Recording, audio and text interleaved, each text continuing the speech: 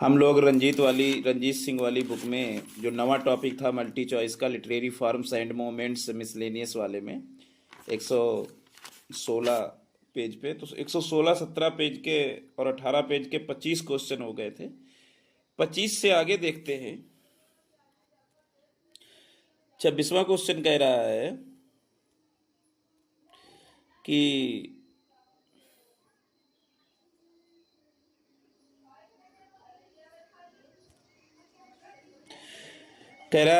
The act of correcting improving, the act of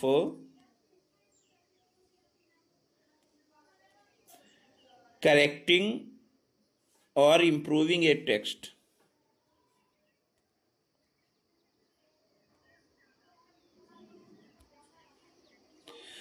तो किसी पाठ को सुधारने या सुधारने का कार्य या पाठ को सुधारने या सुधारने के लिए किया गया परिवर्तन क्या कहलाता है? द एक्ट ऑफ करेक्टिंग और इम्प्रूविंग ए टेक्स्ट और ए चेंज मेड द करेक्ट और इम्प्रूव ए टेक्स्ट, तो उसको बोलते हैं इमेंडेशन। EMENDATION, इसको इमेंडेशन बोलते हैं। देखिए, संशोधन या इमेंडेशन इसको बोलते हैं। इमेंडेशन का तात्पर्य किसी पाठ में सुधार या सुधार आलोचनात्मक भी हो सकता है। अगला है 27वां क्वेश्चन, किसी अन्य व्यक्ति की स्थिति में होने की कल्पना करके उसकी भावनाएं या अनुभवों को साझा करने की क्षमता। The ability to share someone else feelings और experiences by imagining what it would be like to be in that person's situation. किसी अन्य व्यक्ति की स्थिति में होने की कल्पना करके उसकी भावनाओं या अनुभवों को साझा करने की क्षमता जो है इम्पैथी होती है, समानुभूति होती है। EMPATHY, इम्पैथी, समानुभूति। देखिए, इम्पैथी यानी सहानुभूति किसी दूसरे व्यक्ति के संदर्भ के दायरे में जो अनुभव हो रहा है उसे समझने या महसूस करने की क्षमता है, यानी खुद को दूसरे की स्थिति में रखने की क्षमता। सहानुभूति के प्रकारों में संज्ञानात्मक सहानुभूति, भावनात्मक सहानुभूति, दैहिक और आध्यात्मिक सहानुभूति शामिल है। तो किसी अन्य व्यक्ति की स्थिति में होने की कल्पना करके उसकी भावनाओं या अनुभवों को साझा करने की क्षमता क्या होती? इम्पैथी, सहानुभूति। 28वां क्वेश्चन है, नाटक के आरंभ में अभिनेता द्वारा दर्शकों को संबोधित किया जाने वाला भाषण प्रायः पद में होता है। A speech often in verse addressed to the audience by an actor at the beginning of a play, तो इसको प्रोलोग्यू बोलते हैं। प्रोलोग्यू मतलब प्रस्तावना, PROLOGUE, प्रोलोग्यू। प्रोलोग्यू refers to a part that comes at the beginning of a play, story or long। प्रस्तावना यानी प्रोलोग्यू एक ऐसे भाग को संदर्भित करती है जो किसी नाटक, कहानी या लंबी कविता की शुरुआत में आता है, जो अक्सर उन घटनाओं के बारे में जानकारी देता है जो नाटक, कहानी या कविता के शुरू होने से पहले हुई थी, या किसी घटना या विकास का परिचयात्मक या पूर्ववर्ती भाग होता है। 29वां क्वेश्चन कह रहा है कि किसी मकबरे या कब्र पर वहां दफनाए गए व्यक्ति की स्मृति में शिलालेख वो क्या कहलाता है? An inscription on or at a tomb or a grave in memory of the one buried there, तो उसको बोलते हैं एपिथैप। एपिथैप माने समाधि लेख, EPITHAPH, एपिथैप माने समाधि लेख। देखिए, एपिटाफ का तात्पर्य किसी मृत व्यक्ति के बारे में लिखी गई छोटी रचना या कविता से है, विशेष रूप से वह जो उनकी कब्र पर लिखी गई है। 30वां क्वेश्चन है कि दूल्हा दुल्हन के सम्मान में एक गीत या कविता विवाह का जश्न मनाते हुए उसको क्या बोलते हैं? उसको बोलते हैं एपिथैल्मियम। क्या बोलते हैं? एपिथैल्मियम, जिसे एपिथैल्मियम या एपिथैल्मी में लिखा जाता है। दूल्हा दुल्हन के लिए उनकी शादी में गाया जाने वाला गीत या कविता है। प्राचीन ग्रीक में इस तरह के गीतों का गायन विवाह में सौभाग्य या आवाहन करने और अक्सर अश्लीलता में लिप्त होने का एक पारंपरिक तरीका था। एपिथेलियम, जिसे एपिथेलियम या एपिथैल्मी भी लिखा जाता है, दूल्हा दुल्हन के लिए उनकी शादी में गाया जाने वाला गीत या कविता है।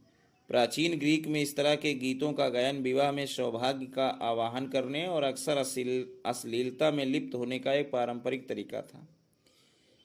इन मेमोरियम AHH के अंत में टेनीसन ने अपनी बहन के विवाह पर एक कविता जोड़ी है जो पूरी तरह से एपिथेलियम है। मतलब जो इन मेमोरियम लिखा है टेनीसन ने, तो उसके अंत में एक कविता जोड़ी है जो described all the nuptials of his sisters. Nuptials माने शादी पर, मैरिज पर, अपनी बहन की कविता, विवाह पर एक कविता जोड़ी है जो पूरी तरह से एपिथेलियम है। इस शब्द का प्रयोग कभी कभी कविता के अलावा भी किया जाता है। उदाहरण के लिए शेक्सपियर के नाटक के मिड समर नाइट्स ड्रीम का वर्णन करने के लिए भी इसका प्रयोग हुआ है। कभी कभी इसका प्रयोग जो है कविता के अलावा भी किया जाता है, जैसे शेक्सपियर का नाटक ए मिड समर नाइट ड्रीम में कविता नहीं, कविता के अलावा किया गया। एडमंड स्पेंसर की कविता एपिथेलियम उनकी दुल्हन एलिजाबेथ बॉयल ने के लिए, एडमंड स्पेंसर की जो कविता है एपिथेलियम EPITHALAMION, उन्होंने लिखा है अपनी दुल्हन के लिए। उनकी दुल्हन का नाम था एलिजाबेथ बॉयल, BOYLE, बॉयल के लिए। 1594 में उनके विवाह के दिन लिखी गई एक कविता है। उनके विवाह के दिन 1594 में उन्होंने लिखा था। तो ये तो एपिथेलियम में एक सॉन्ग और poem in honour of a bride and bride groom, मतलब सेलिब्रेशन मैरिज के लिए, दूल्हा और दुल्हन के सम्मान के लिए। एक तीसरा क्वेश्चन है, एक अप्रत्यक्ष शब्द या व्यक्ति जिसका उपयोग आप किसी अधिक प्रत्यक्ष शब्द के बजाय तब करते हैं। एक अप्रत्यक्ष शब्द या अभिव्यक्ति जिसका उपयोग आप किसी अधिक प्रत्यक्ष शब्द के बजाय तब करते हैं जब आप किसी अप्रिय या शर्मनाक बात के बारे में बात कर रहे होते हैं। ऐसी अभिव्यक्तियों के उपयोग को क्या कहा जाता है? An indirect word or expression that you use instead of a more direct one when you are talking about something that is unpleasant or embarrassing. The use of such expressions is called. एक अप्रत्यक्ष शब्द या व्यक्ति जिसका उपयोग आप किसी अधिक प्रत्यक्ष शब्द के बजाय तब करते हैं जब आप किसी अप्रिय या शर्मनाक बात के बारे में बात कर रहे होते हैं। ऐसी अभिव्यक्तियों के उपयोग को कहा जाता है, क्या कहा जाता है? तो ऐसी अभिव्यक्तियों को व्यंजना कहते हैं। क्या कहते हैं? इम्फेमिज्म। क्या बोलते हैं? इम्फेमिज्म, EUPHEMISM, इम्फेमिज्म कहते हैं। क्या बोलते हैं इसको? इम्फेमिज्म। देखिए व्यंजना यानी इम्फेमिज्म, देखो अप्रभाविता नहीं होता है, यानी इनऑफेंसिवनेस नहीं होता है, INOFFENSIVE, यानी inoffensiveness. Soothing word, SOOTHING, soothing word. Sugar coating, SUGAR, sugar coating. Euphemism, व्यंजना। तो व्यंजना का प्रयोग अपवित्रता को छिपाने या विकलांगता, सेक्स, मलत्याग या मृत्यु जैसे वर्जित विषयों को विनम्र तरीके से संदर्भित करने के लिए किया जाता है।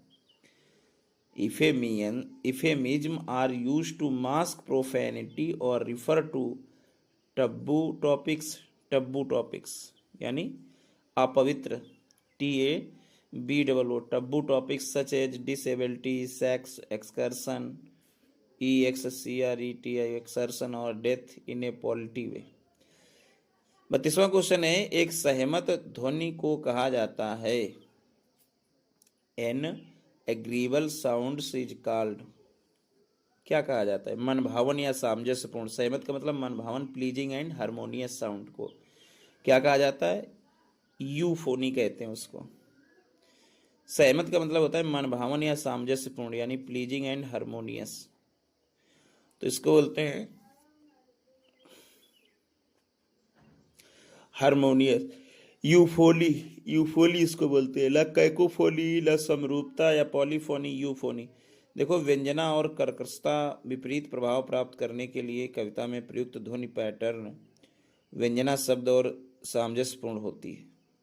ईफोनी एंड कैकोफोनी जो है साउंड पैटर्न कविता में विपरीत प्रभाव प्राप्त करने के लिए कविता में प्रयुक्त ध्वनि पैटर्न व्यंजना सुखद और सामंजस्यपूर्ण होती है। कर्कशता यानी कैकोफोनी कठोर और असंगत होती है, जबकि इफोफोनी जो है सुखद और सामंजस्यपूर्ण होती है। इफोफोनी को आमतौर पर शांत छवि के शब्दों में स्वर ध्वनियों के उपयोग के माध्यम से प्राप्त किया जाता है। स्वर ध्वनियाँ जो व्यंजनों की तुलना में अधिक आसानी से उच्चारित होती हैं, अधिक व्यंजनापूर्ण होती है। लंबे स्वर सबसे मधुर होते हैं। तरल और अनुनासिक व्यंजन और अर्धशुद्ध ध्वनियाँ जैसे M, N, R, Y, W, ये अनुनासिक ध्वनियाँ हैं। अर्धस्वर ध्वनियाँ कौन कौन से हैं? The semi vowel sounds, S E M I V O W L, semi vowel. अर्धस्वर ध्वनियाँ कौन कौन कही जाती हैं? I, M, N, R, Y, W, इनको जो है व्यंजनापूर्ण भी मानी जाती हैं। ये अर्धस्वर को भी इफोनियस भी माने जाते हैं, यही I, M, N, R, Y, W, अर्धस्वर। अगला है 23वां क्वेश्चन है, किसी पाठ विशेषकर धर्म ग्रंथ की आलोचनात्मक व्याख्या क्या कहलाती है? किसी पाठ विशेषकर धर्म ग्रंथ बाइबल, तो इसकी आलोचनात्मक व्याख्या क्या कहलाती है? ए क्रिटिकल एक्सप्लेनेशन और interpretation of A text specially of scripture Bible, तो इसको बोलते हैं, इसको क्या बोला जाता है? व्याख्या बोलते हैं एक्जेसिस, EXEGESIS, एक्जेसिस बोलते हैं इसको, व्याख्या। व्याख्या का अर्थ है किसी पाठ, विशेष रूप से धार्मिक पाठ की आलोचनात्मक व्याख्या। परंपरागत रूप से इस शब्द का इस्तेमाल मुख्य रूप से बाइबल के साथ काम करने के लिए किया जाता है।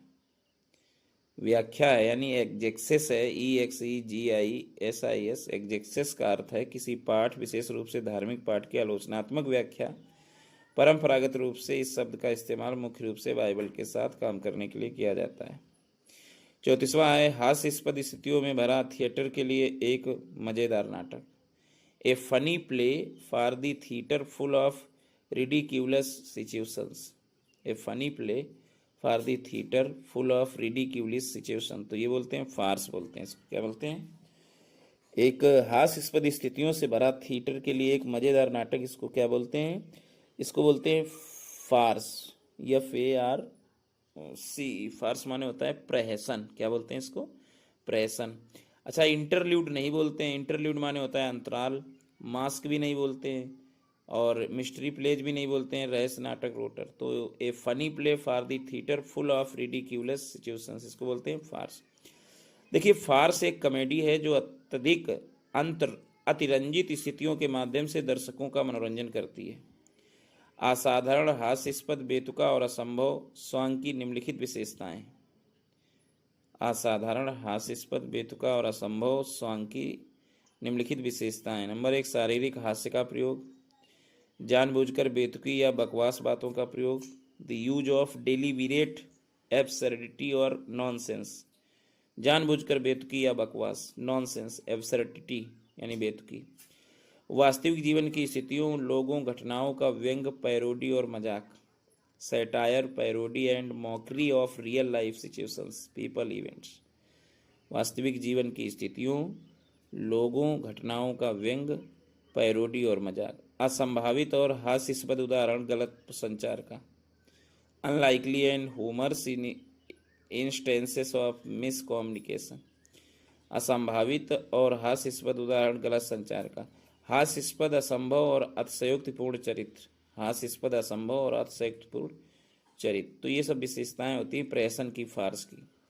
35वां क्वेश्चन है, किसी पुस्तक के आरंभ में लिखी गई एक छोटी सी रचना कभी कभी किसी प्रसिद्ध व्यक्ति या किसी ऐसे व्यक्ति द्वारा कही गई प्रशंसा को जो लेखक नहीं है, तो उसको क्या बोलते हैं? A short piece of writing at the beginning of a book, sometimes praise by a famous person और someone who is not the writer, तो इसको क्या बोलते हैं भाई? तो इसको बोलते हैं फॉरवर्ड। क्या बोलते हैं?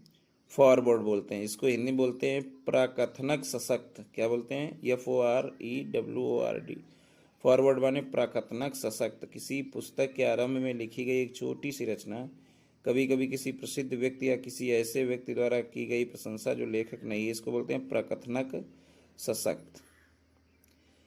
136वां क्वेश्चन है कि एक साहित्यिक उपकरण जिसे कविता के रूप में परिभाषित किया जा सकता है। एक साहित्यिक उपकरण जिसे कविता के रूप में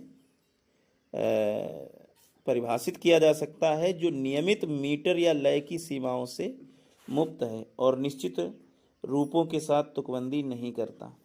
एक साहित्यिक उपकरण मतलब a literary device that can be defined as poetry that is free from limitation of regular meter or rhythm and does not rhyme with fixed forms। तो इसको बोलते हैं फ्री वर्स, यानी फ्री वर्स बोलते हैं। एक साहित्यिक उपकरण जिसे कविता के रूप में परिभाषित किया जा सकता है, जो नियमित मीटर या लय की सीमाओं से मुक्त है और निश्चित रूपों के साथ तुकबंदी नहीं करता, इसको बोलते हैं फ्री वर्स।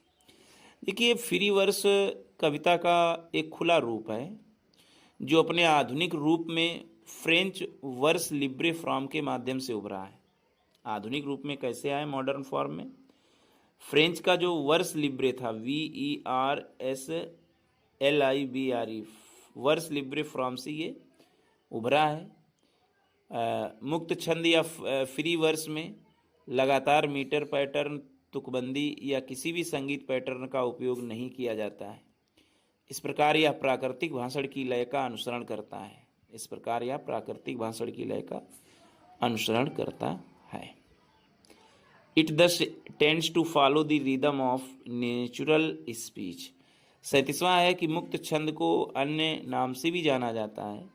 तो free verse is also known as vers libre भी कहते हैं इसको, vers libre, VERSELIBRE, vers libre वही फ्रेंच वाला, स्पेलिंग अलग है, इसमें VERSE है, उसमें VERSE नहीं है, लिब्रे वही है, LIBRE।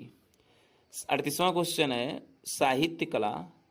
साहित्य कला फिल्म या संगीत का एक विशेष प्रकार या शैली जिसे आप उसकी विशेषताओं के कारण पहचान सकते हो, तो वो है शैली।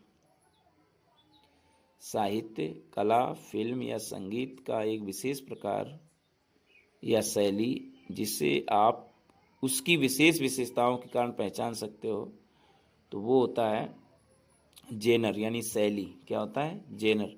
जेंडर नहीं होता है, जेनेसिस भी नहीं होता है, GENESIS, जेनेसिस माने होता है ना उत्पत्ति, और वैरायटी भी नहीं होता, विविधता भी नहीं होता है। साहित्य कला फिल्म या संगीत का एक विशेष प्रकार या शैली जिसे आप उसकी विशेषताओं के कारण पहचान सकते हो, तो वो होती है जेनर, GENRE।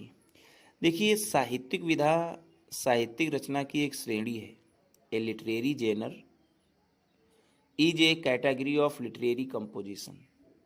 जेनर मीन्स होता है विधा। तो साहित्यिक विधा साहित्यिक रचना की एक श्रेणी है।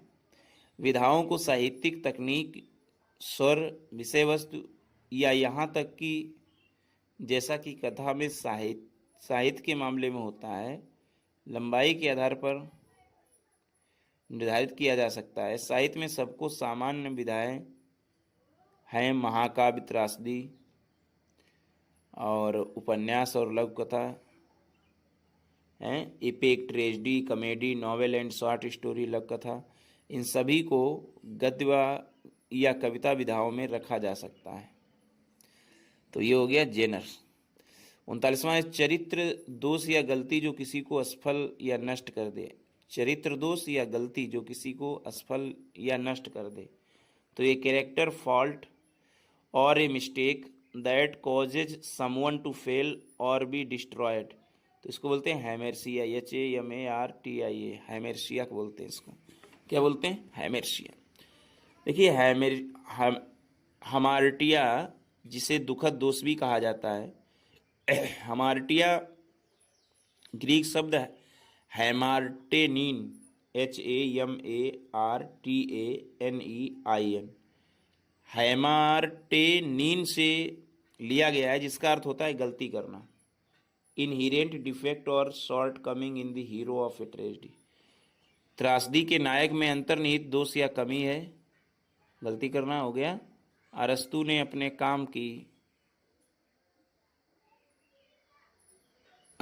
अपने काम मतलब उनका जो वर्क है उसमें पोएटिक्स में इस शब्द का शब्द को पेश किया, जिसमें दुखद नायक को महान पद और स्वभाव वाले व्यक्ति के रूप में वर्णित किया गया है, जिसका दुर्भाग्य खलनायकी के कारण नहीं बल्कि किसी निर्णय की त्रुटि हामरटिया के कारण होता है। एरर ऑफ जजमेंट, निर्णय की त्रुटि। 40वां क्वेश्चन कह रहा है कि यह विश्वास की आनंद सबसे महत्वपूर्ण है जीवन में। ये क्या बोलता है? The belief that pleaser is the most important thing in life, मतलब आनंद सबसे महत्वपूर्ण है जीवन में, यह विश्वास कहलाता है सुखवाद। क्या बोलते हैं? Hedonism, HEDONISM, सुखवाद। ये नहीं बोलते हैं एंटैगोनिज्म, ANTAGONISM, एंटैगोनिज्म नहीं बोलते हैं विरोधाभास। उपयोगितावाद भी नहीं बोलते हैं यूटिलिटेरियनिज्म, UTILITARIANIS है। उपयोगितावाद भी नहीं बोलते। शुद्धतावाद, प्यूरिटेनिज्म भी नहीं बोलते हैं। तो क्या बोलते हैं? यह विश्वास की आनंद सबसे महत्वपूर्ण है, तो सुखवाद है। देखिए, सुखवाद का तात्पर्य ऐसे तरीके से जीने और व्यवहार करने से है। सुखवाद का तात्पर्य ऐसे तरीके से जीने या व्यवहार करने से है जिसमें आप जीवन से यथासंभव अधिक आनंद प्राप्त कर सकें। इस विश्वास के अनुसार कि जीवन में सबसे महत्वपूर्ण बात स्वयं का आनंद लेना है। यही तो है हेडोनिज्म, सुखवाद। अगला है क्वेश्चन, एक मनोरंजक गलती जो कोई व्यक्ति तब करता है जब वह किसी ऐसे शब्द का प्रयोग करता है जो उस शब्द के समान लगता है जिसे वह प्रयोग करना चाहता था, लेकिन उसका अर्थ पूरी तरह से अलग हो गया। तो इसमें जो सही इस वाले सिस्टम को क्या कहेंगे? इस वाले सिस्टम को कहेंगे मैलाप्रोपिज्म, MALAPROPISM, मैलाप्रोपिज्म। सुखवाद तो वो होता है एक ऐसे तरीके से जीने और व्यवहार करने से है जिसमें आप जीवन से यथासंभव अधिक आनंद प्राप्त कर सकें। तो वो तो हो गया सुखवाद। एपिथेलियम हो गया शादी वाला सिस्टम, एपीथॉप हो गया समाधि लेख। सही है मैलाप्रोपिज्म, MALAPROPISM, मैलाप्रोपिज्म। ये 41वां क्वेश्चन, मैलाप्रोपिज्म। देखिए, मालाप्रोपिज्म मौखिक भूल जिसमें एक शब्द को दूसरे शब्द से बदल दिया जाता है, जो ध्वनि में समान होता है लेकिन अर्थ में भिन्न होता है। हालांकि विलियम शेक्सपियर ने हास्य प्रभाव के लिए इस उपकरण का इस्तेमाल किया था, विलियम शेक्सपियर ने, लेकिन यह शब्द रिचर्ड विंसले शेरिडन,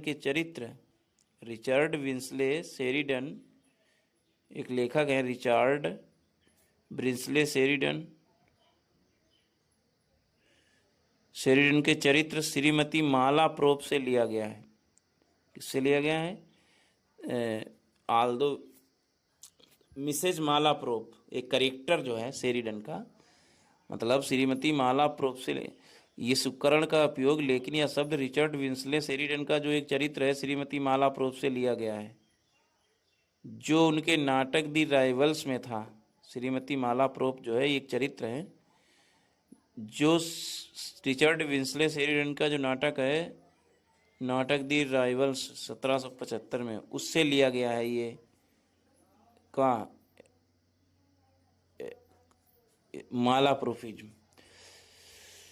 मालाप्रोपिज्म को डॉगबेरिज्म के रूप में भी जाना जाता है। किसमें? डॉगबेरिज,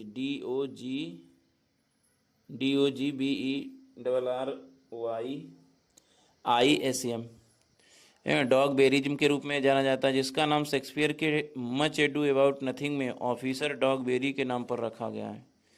मच एडू अबाउट नथिंग में एक ऑफिसर है डॉगबेरी, तो उसके नाम पर रखा गया है क्या? डॉगबेरिज्म। 42वां क्वेश्चन है, एक शब्द जिसका उच्चारण दूसरे शब्द के समान होता है, एक शब्द जिसका उच्चारण दूसरे शब्द के समान होता है लेकिन उसकी वर्तनी और अर्थ भिन्न होता है, जैसे डियर और डियर, जैसे डियर और डियर। तो इसको क्या बोलते हैं? इसको बोलते हैं होमोफोन। इसको क्या बोलते हैं? होमोफोन। देखिए, होमोफोन वह शब्द है जिसका उच्चारण दूसरे शब्द के समान ही होता है लेकिन अर्थ में भिन्नता होती है। होमोफोन की वर्तनी भी भिन्न हो सकती है, दोनों शब्दों की वर्तनी एक जैसी भी हो सकती है, जैसे कि रोज और रोज, ROSE, रोज एक माने होता है फूल, और ROSE रोज मीन्स उदय का भूताल। अलग अलग, जैसे कि रेन, रेन और रेन, इनका ग्रामर में देखिएगा। 43वां क्वेश्चन है, मध्यकालीन विज्ञान और चिकित्सा में द्रव्यों की व्यक्ति के शारीरिक माध्यम मध्यकालीन विज्ञान और चिकित्सा में द्रव्यों को व्यक्ति के शारीरिक और मानसिक गुणों को उनकी उपस्थिति के सापेक्ष अनुपात से निर्धारित करने के लिए माना जाता था। शरीर के ये 4 मुख्य तरल पदार्थ थे, रक्त, कफ, पित्त। रक्त, कफ, पित्त। Blood flame, PHLEGME, blood flame. Collar, CHOLER, collar, पित्त। और चौथा कौन था? चौथा था उदासी, मिलनकॉली। देखिए, ह्यूमेरिज्म, HUMORISM, होमेरिज्म का सबसे प्रसिद्ध मॉडल हिप्पोक्रेट्स द्वारा वर्णित 4 होमर से बना है, और फिर गैलेन द्वारा आगे विकसित किया गया।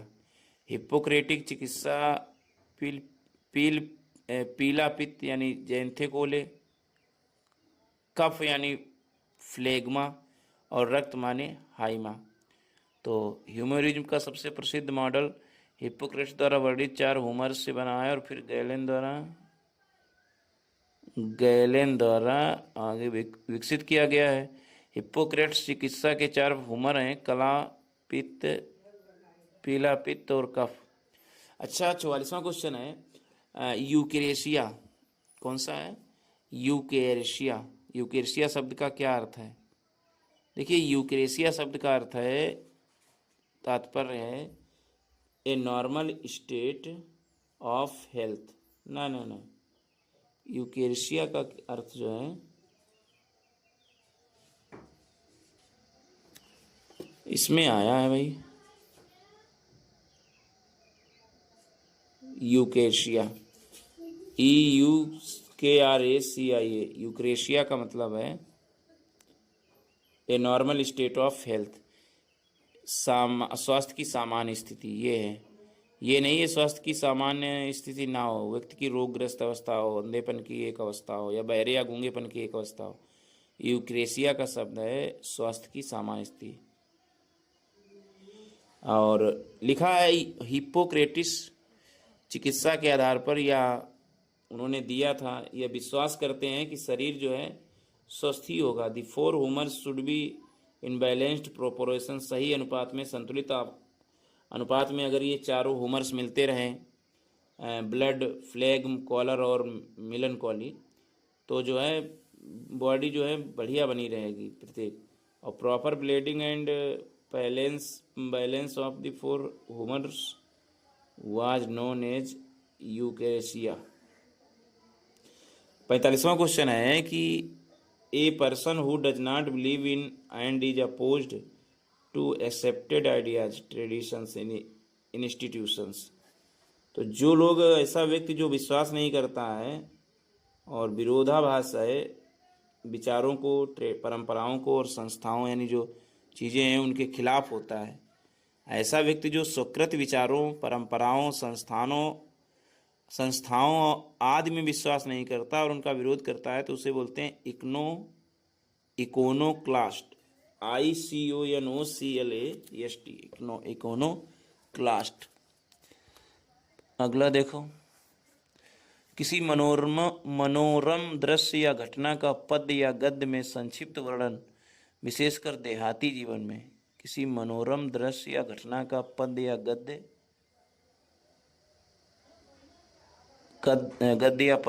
गद्य में संक्षिप्त वर्णन, विशेषकर देहाती जीवन में, तो उसको बोलते हैं आइडल, IDYLE,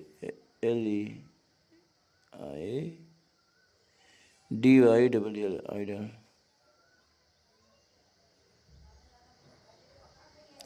अगला है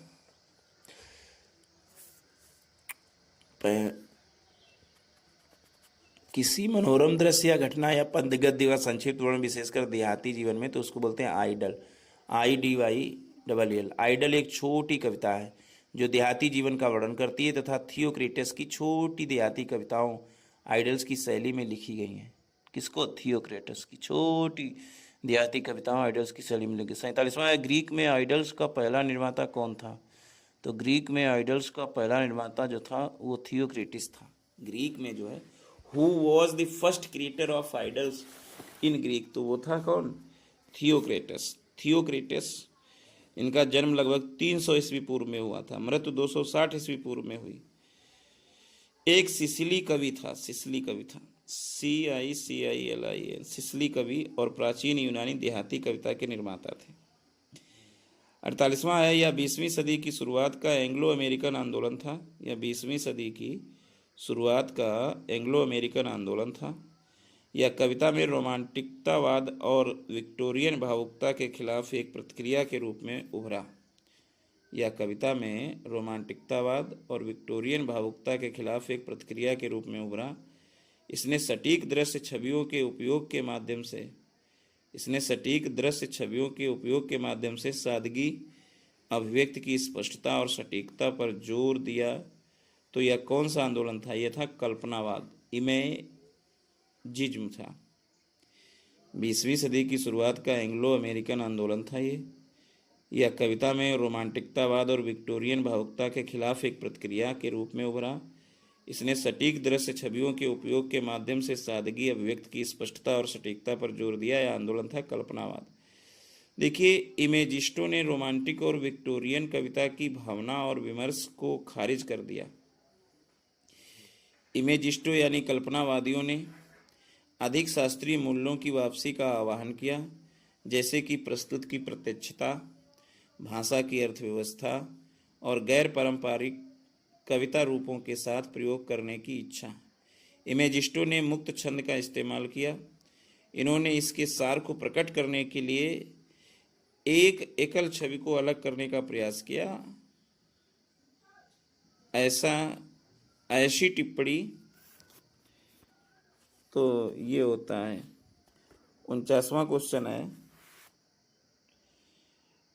49वां क्वेश्चन है कि ऐसी टिप्पणी का निर्माण जो कुछ यौन या अप्रिय का संकेत देती है लेकिन सीधे इसका संदर्भ नहीं देती है।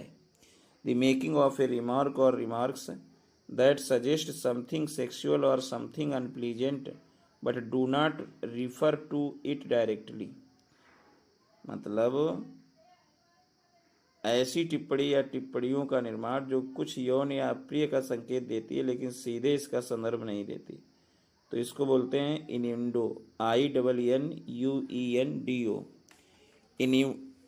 इन्यूंडो। इसको क्या बोलते हैं? ऐसी टिप्पणी या टिप्पणियों का निर्माण जो कुछ यौन या अप्रिय का संकेत देती हैं लेकिन सीधे इसका संदर्भ नहीं देती, इनको बोलते हैं इन्यूंडो, INNUENDO। देखिए, एक किताब है Advanced Oxford Learner's Dictionary, Advanced Oxford Learner's Dictionary. Innuendo का मतलब होता है किसी व्यक्ति या चीज के बारे में एक अप्रत्यक्ष टिप्पणी है जो आमतौर पर कुछ बुरा, मतलबी या असभ्य होने का संकेत देती है, जैसे उसके निजी जीवन के बारे में इन्यूंडो या गीत यौन इन्यूंडो से भरा है। और 50वां और इस वीडियो का अंतिम क्वेश्चन है कि रोमन आक्लिफ का तात्पर्य क्या है? रोमन आक्लिफ, CLEF, रोमन आक्लिफ का क्या तात्पर्य है? तो इसका तात्पर्य है ए नॉवेल विद ए की, एक उपन्यास जिसमें एक कुंजी है। ए नॉवेल विद ए की, इसका मतलब है रोमन से क्लिफ का मतलब है नॉवेल विद ए की। देखिए, रोमन ए क्लिफ एक फ्रेंच शब्द है जिसका मतलब है एक कुंजी के साथ उपन्यास। यह वास्तविक जीवन की घटनाओं के बारे में एक उपन्यास है जो कल्पना के मुखौटे से ढका है। उपन्यास में काल्पनिक नाम वास्तविक लोगों का प्रतिनिधित्व करते हैं, काल्पनिक नाम, और कुंजी गैर काल्पनिक और काल्पनिक के बीच का संबंध है। तो इस तरीके से ये 50 क्वेश्चन हुए। बार बार देखिएगा। Thanks for watching and hearing my videos.